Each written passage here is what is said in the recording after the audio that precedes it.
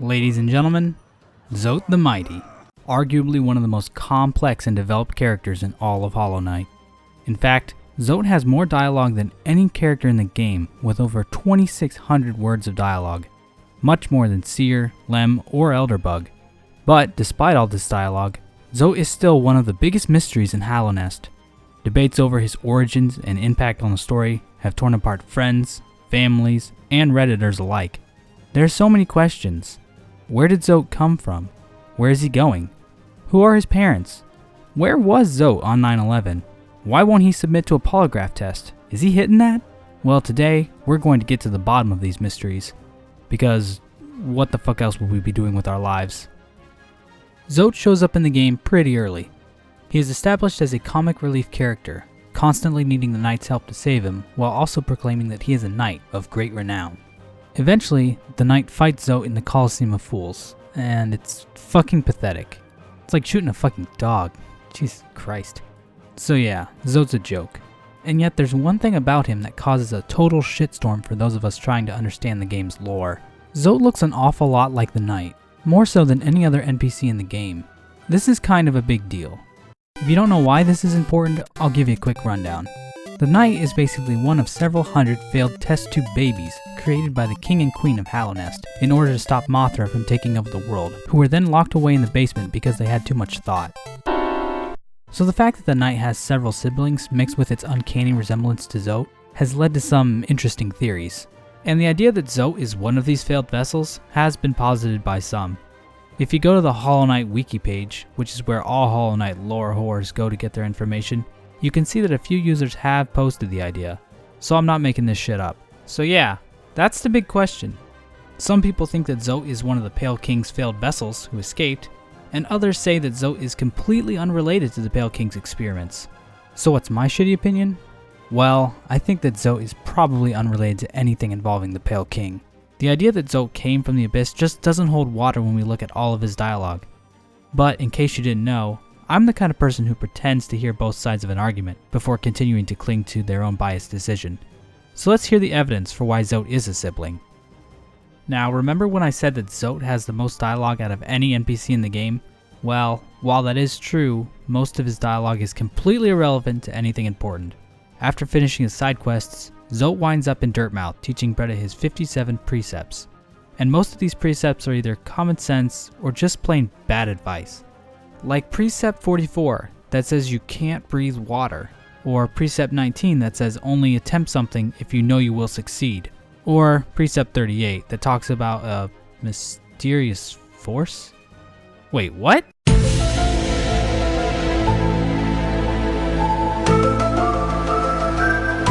But within Zote's dialogue, we do see a theme begin to emerge. Basically, Zote has daddy issues. During the fight in the Colosseum, Zote has Dreamnail dialogue that reads as follows: "I'll kill 1,000 more. Will that be enough, father?" Zote mentions the word father again in Precept 52. The precept is titled, "Beware the jealousy of fathers." Zote explains in this precept that fathers believe that children must serve them, and that fathers should be either vanquished or abandoned. The use of the word serve here is interesting. This word appears when the knight Dreamnails the molds that were used to make the Pale King's void constructs. Zote also mentions that mothers will always betray you in Precept 11, which is titled, "Mothers will always betray you." And we know that the White Lady isn't exactly proud of her participation in the creation of the vessels. Maybe because she also views it as a betrayal? Jeez, sounds like Zote had a really bad father. Hey, you know who was a bad father? The Pale King! Zote is Pale King's son confirmed. Well, not so fast. What about the fact that Zote has a personality? Aren't vessels supposed to be completely void of mind or thought? Isn't that the whole point? There are two explanations for this.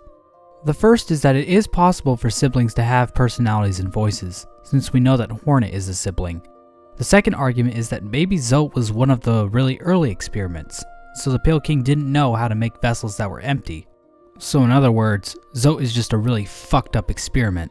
Since we don't know much about the finer details of the Pale King's experiments, it's hard to argue the second point. But the Hornet explanation is on shaky ground. Hornet was not created with the intention of being used as a vessel.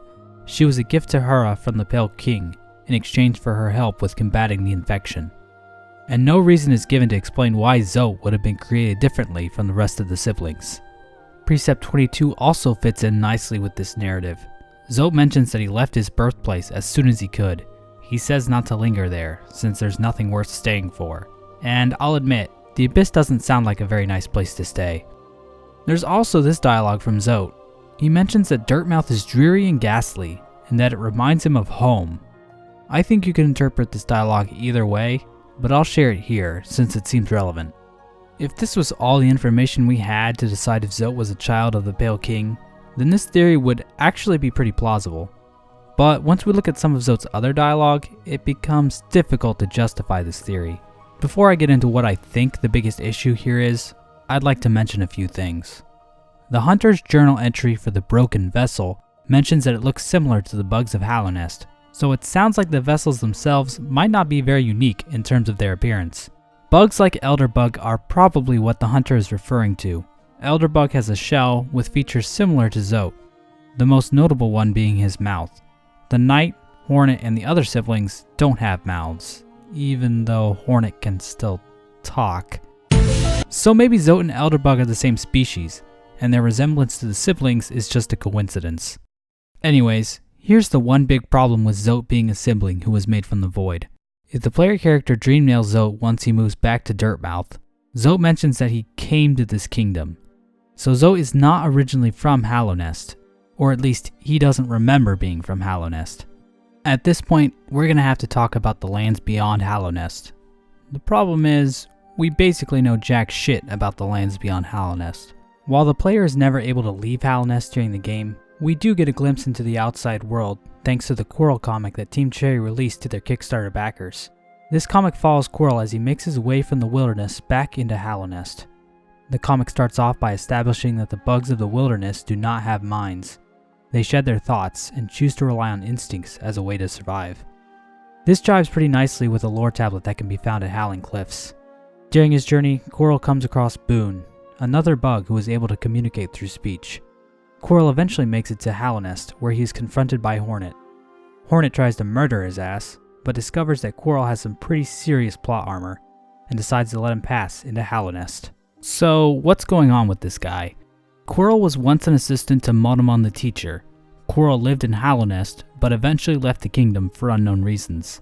But in this comic, as well as during most of the game, Quirrell shows no recollection of his previous time within the kingdom. Why was Quirrell's memory forgotten? Is it because the sands of the wilderness clouded his mind for so long that it took him a while to remember? Does leaving Hallownest cause bugs to lose any memories of their life inside the kingdom? Is Quirrell's memory loss entirely unrelated to leaving Hallownest? Well, to better understand this, let's look at the other bugs who travel to Hallownest during the game. Aside from Quirrell and Zote, Tiso, Cloth, Cornifer, and Azelda all seem to have ventured to Hallownest from some other location. All of these characters seem to have all of their memories intact. They never suddenly remember things long forgotten, and what they do remember seems to imply that they have never lost their memories the same way that Quirrell did.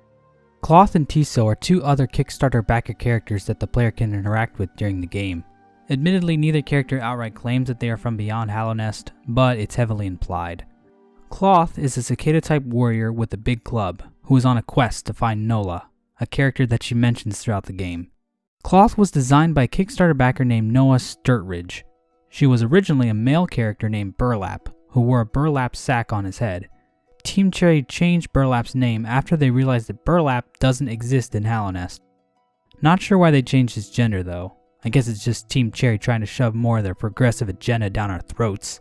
Tiso was created by Tiso Spencer, and his design is pretty close to what made it into the final game. In a Team Cherry post that revealed Tiso, it was mentioned that his story would have an interesting conclusion. And well, he dies off screen.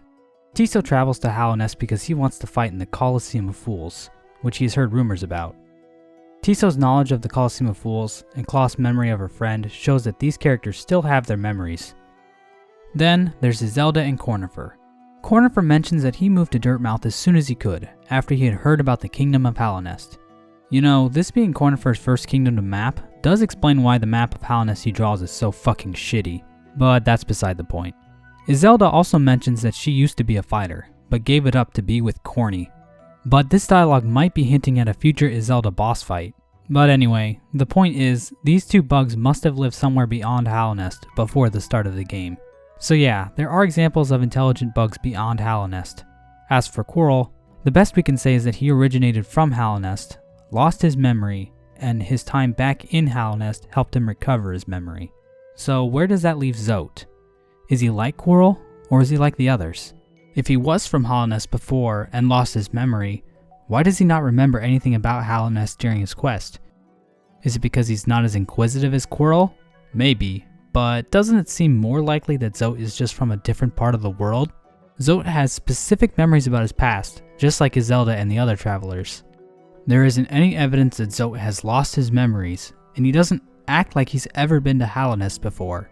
So yeah, this "I came to this kingdom" comment is the nail in the coffin for me. So, why include all of this dialogue about Zote's father if there's no connection between Zote and the Pale King? Does Team Cherry just like getting their jimmies off to pissing off their fans and making them confused as hell? Well, it might have been included as just another way to contrast Zote and the Knight.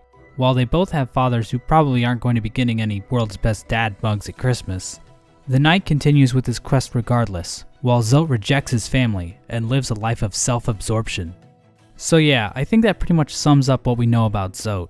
If I missed anything, which I definitely did, someone will eventually come along and set the record straight in the comments, so go check those out. And like I said before, this is just my interpretation of the evidence. It's definitely one of those things in the Hollow Knight lore that Team Cherry could definitely change by adding more stuff in through a content pack. And who knows, maybe one day we'll get a Zote DLC, and my life will finally have meaning again.